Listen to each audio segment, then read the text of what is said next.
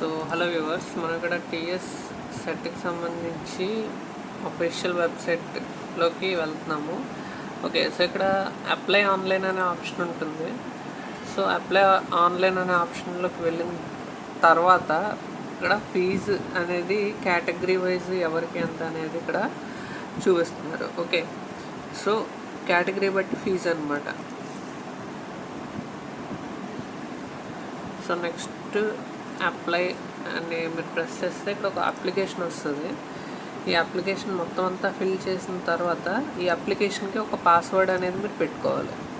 Okay, so ఇదంతా fill చేసేసిన తర్వాత అండ్ ఇక్కడ వచ్చి సెకండ్ ఇయర్ రాసేవాళ్ళు, పీజీ సెకండ్ ఇయర్లో ఉన్నవాళ్ళు ఇక్కడ అపీరింగ్ అని పెట్టుకోవచ్చు.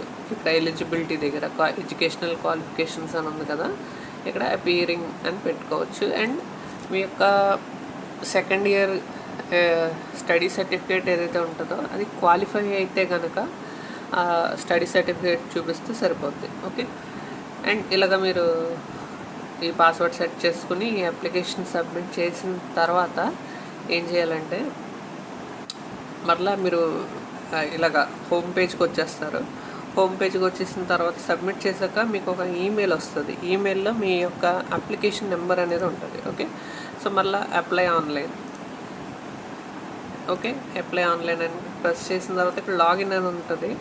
ఓకే, సో ఇక్కడ మీరు అప్లికేషన్ నెంబర్ని ఫిల్ చేసుకుంటారు, మీ ఈమెయిల్ ఐడికి వచ్చిన అప్లికేషన్ నెంబర్ని. అండ్ మీరు పెట్టిన పాస్వర్డ్ ఉంటుంది కదా అప్లికేషన్కి, అది ఇక్కడ.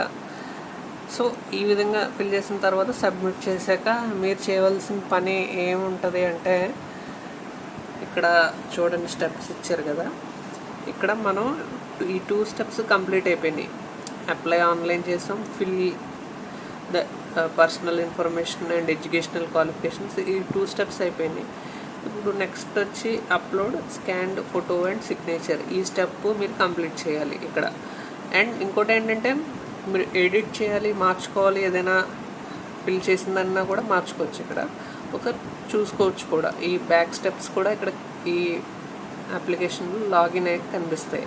అది ఒకసారి చెక్ చేసుకోండి అన్నీ కరెక్ట్గా ఉందా లేదా అని. ఓకే, లేదంటే నెక్స్ట్ స్టెప్కి వెళ్ళిపోండి. Okay, next pay the fees, scanned copy ఇది పెట్టిన తర్వాత ఫీజు పే చేసి కన్ఫర్మ్ అయితే మీకు ఒక కన్ఫర్మేషన్ పేజ్ అయితే వస్తుంది. ఓకే, సో ఈ విధంగా ఉంటుంది. Thank you.